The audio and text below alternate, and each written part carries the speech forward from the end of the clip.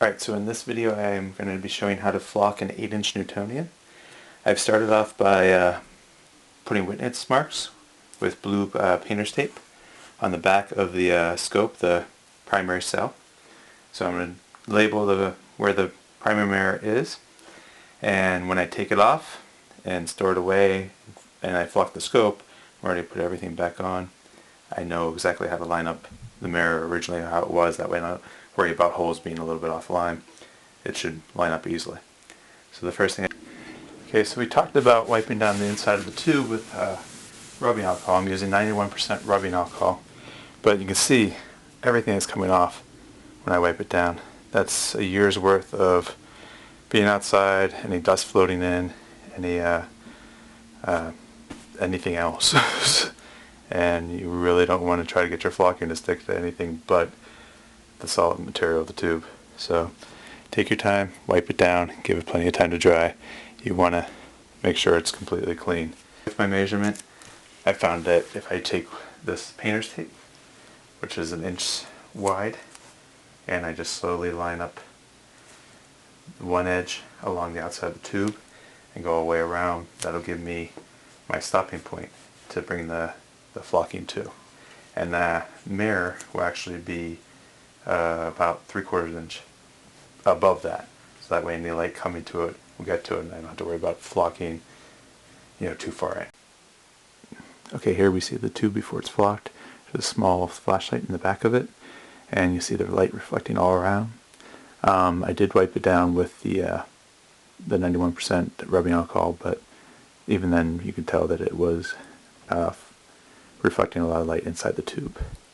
And now we see the tube flocked. Alright, so here we see I have about 75% of the tube already flocked, and it's looking much darker than the previous video. So we're going to finish the flocking. Been doing it one-man job, and I'll show you that technique in a minute.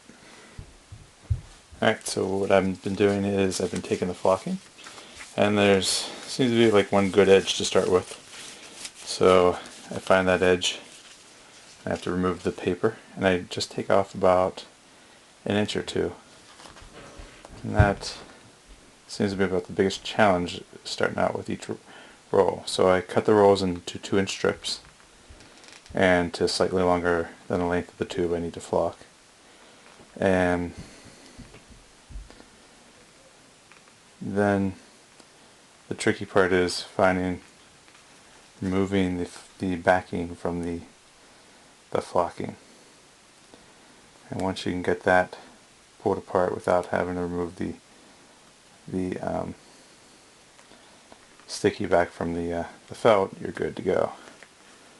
So take that and remove about 2 inches. And what I do is I line up my edge, and see I had the blue painter tape at my starting point. I've been staying just shy away from that. And I line up my edge with the previous row of flocking that I put down. And what I'm going to just do is slowly work the new flocking in place along that tube. And once I get it kind of started, nice and lined up, I take the flocking, I line up the edge, and I put my other hand in, which is a little tight in C, and I just slowly pull back the white paper as I hold it in place. I go for about 1 inch or 2, and I rub it down. My goal is not to have any kind of gap, as minimal gap as possible. The instructions say that a small gap or a little overlap is fine, but the goal is to have as close to the gap as I can. And so what I'll do is I'll work my way down the tube like that. So now I'm slowly working my way down the tube, lining up my flocking and pulling back the white paper to expose the sticky side. Press it down in place, and moving on just 1 inch or 2 at a time, just so I know it's in place. The time spent doing this, it's been about, I'd say, good 5 to 8 minutes each strip. And in reality, I mean, it seems like it's taking an hour or two to do this, but in reality, the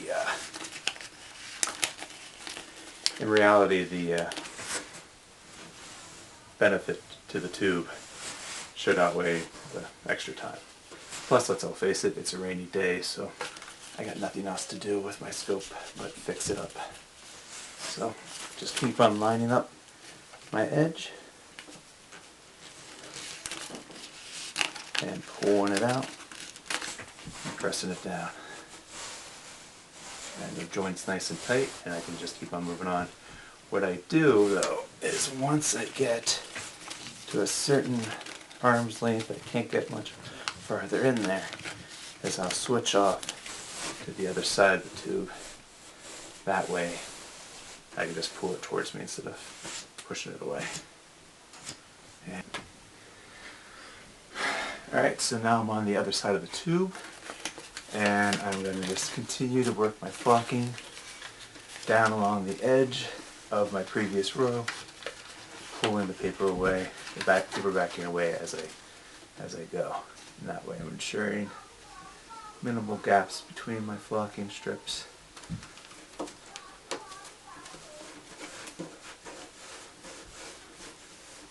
Nice tight seams and very little bits of the original tube showing, and hoping that'll increase my contrast later. And I just take my hand, I rub down the material, securing it in place as I go.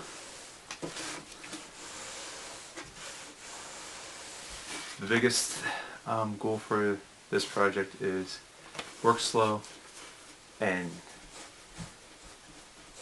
cut as straight as line as you can on the flocking strips that you make, so they line up better and it gets a little less wriggly.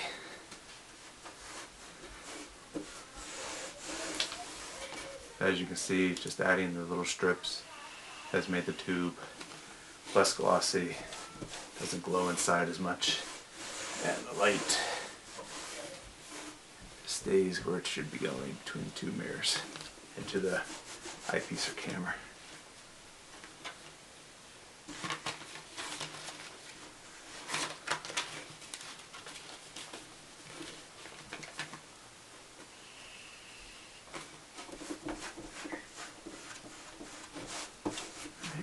So I'm almost there. See it staying nice and flat.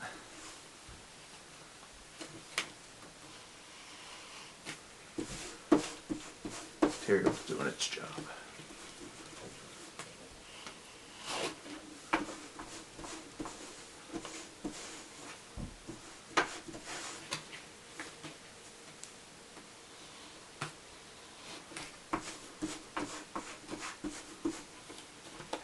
And as I approach the edge,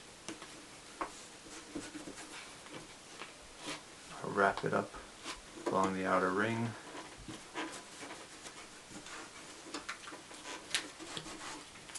Take my utility knife, score it from the center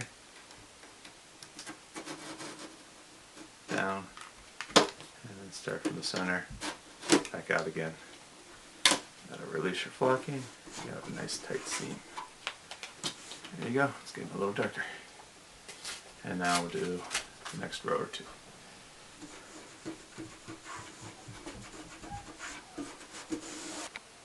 And here we go, we see the tube completely flocked, and it's much darker than without the flocking.